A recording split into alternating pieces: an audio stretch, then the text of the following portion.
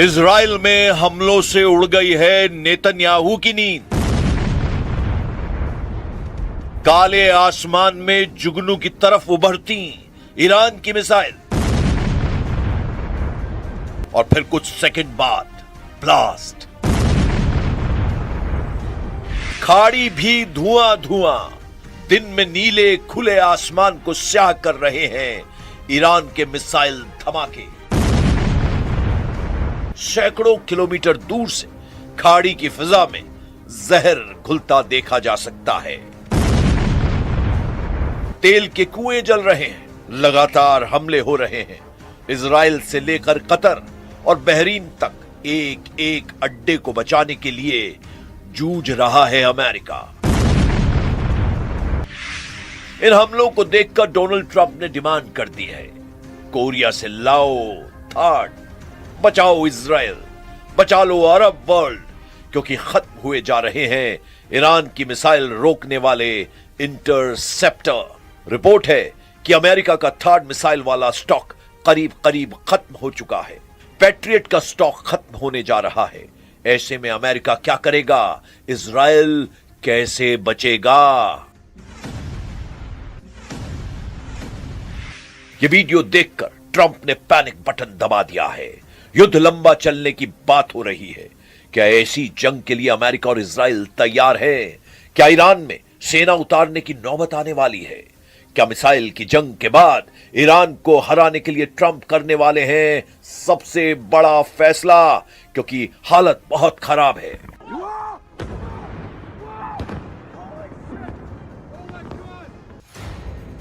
Wall street journal की खबर ने अलर्ट जारी कर दिया है कि मिसाइल डिफेंस सिस्टम के लिए मिसाइल खत्म हो रही है। यह खबर ऐसी है कि नेतन्याहू अपना माथा पकड़ने को मजबूर हो जाएंगे। अमेरिका के अखबार ने लिखा है कि ईरान के मिसाइल अटैक को रोकना अब इजराइल के लिए मुश्किल होगा। इजराइल के तमाम मिसाइल डिफेंस सिस्टम के सामने बड़ा संकट गहरा गया है। अमेरिका में छपी खबर बता रही है कि नेतन्याहू और डोनाल्ड ट्रंप को फौरन कोई कदम उठाना होगा, नहीं तो ईरान की मिसाइलों के सामने टिकना मुश्किल हो जाएगा। इजराइल पहले ही अपने डिफेंस सिस्टम को लेकर जूझ रहा है। आयरन डोम बन गया आयरन मोम। ईरान की मिसाइलों ने पिघला डाला। यह बहुत परेशान करने वाली खबर है। इसी पर हड़कंप मचा हुआ है। ताबड़तोड़ हमलों से गूंजा इजराइल। तेल Aviv, Haifa, Nevatim, Beersheba. Netanyahu की नींद उड़ाने वाले धमाकों से बेचैन हो गए हैं ट्रंप। अमेरिका के थाड को फाड़ डाला। ईरान ने निकाल लिया है मास्टर किलर खैबर शिकन। इसका लगातार शिकार बन रहा है डोनाल्ड ट्रंप का सिस्टम। ट्रंप ने कोरिया और यूरोप में फोन मिलाकर बुलाने शुरू कर दिए हैं अपने नए डिफेंस सिस्टम। पेंटागन को ऑर्डर मिला है, जल्दी लाओ और थाड, जल्दी मंगवाओ और पैट्रियट, क्योंकि युद्ध शुरू होते ही खत्म होने लगे हैं। अमेरिका के इंटरसेप्टर यानी वो मिसाइल जो दुश्मन के ड्रोन और मिसाइल को रोक रही है।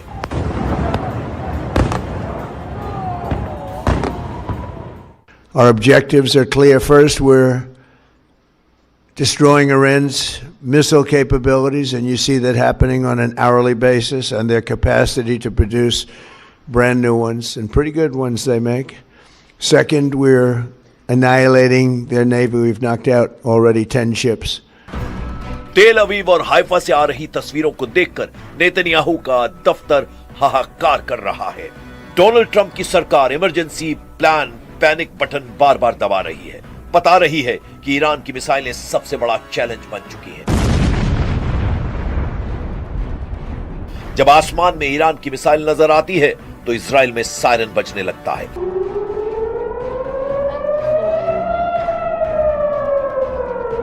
लोग पहुंच जाते हैं बंकर में और नेतन्याहू फोन करते हैं कमांडर्स को। इजराइल और अमेरिका दोनों का फोकस है ईरान की मिसाइल गोदाम।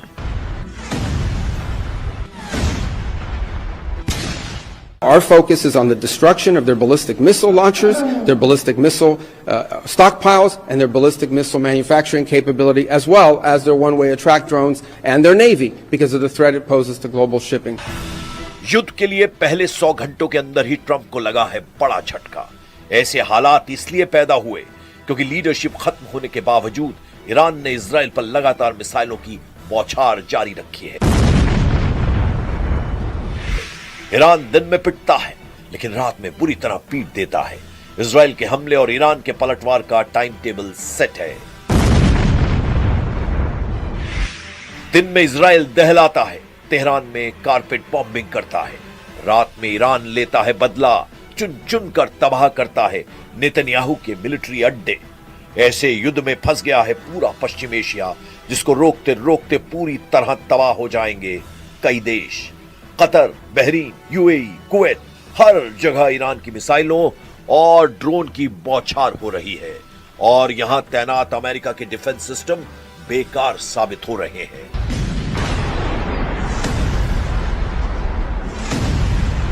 ईरान के खिलाफ अमेरिका और इजराइल का युद्ध 24 घंटे में पूरी तरह पलट चुका है। अमेरिका की तरफ से ऐसा अलर्ट आया है कि नेतन्याहू के पैरों तले जमीन खिसक सकती है। अमेरिका के थाड के साथ साथ इजराइल के एरो डिफेंस सिस्टम के लिए भी बहुत बुरी खबर है। इजराइल का नंबर 1 मिसाइल किलर कहा जाता है एरो डिफेंस सिस्टम।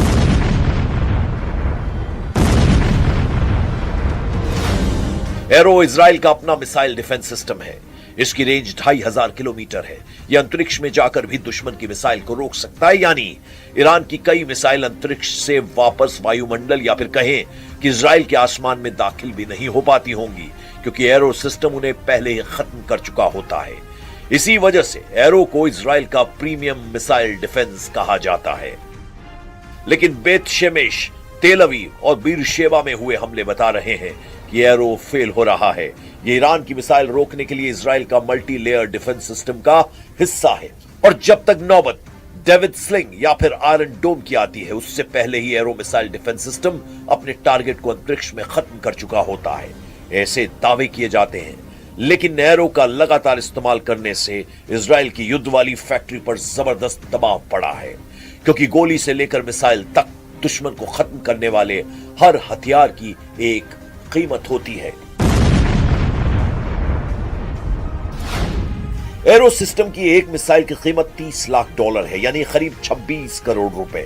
खबर है कि ईरान की मिसाइलों को रोकने के लिए अगले एक हफ्ते बाद ईरान के मिसाइल डिफेंस सिस्टम का खर्च करीब $300 मिलियन आ सकता है, यानी करीब 2600 करोड़ रुपए। इजराइल में हर लोकेशन को बचाना नेतन्याहू की जिम्मेदारी है और ईरान जब हमला करता है तो उसके टारगेट पर इजराइल के बड़े से बड़े मिलिट्री टारगेट होते हैं। इन हमलों के दौरान इजराइल के सबसे नाजुक ठिकानों पर मिसाइल गिरते हुए देखकर नेतन्याहू बहुत ज्यादा दबाव में है। अमेरिका से लेकर इजराइल का मीडिया इसी की बात कर रहा है कि अब नेतन्याहू क्या करेंगे, ट्रंप क्या रास्ता निकालेंगे।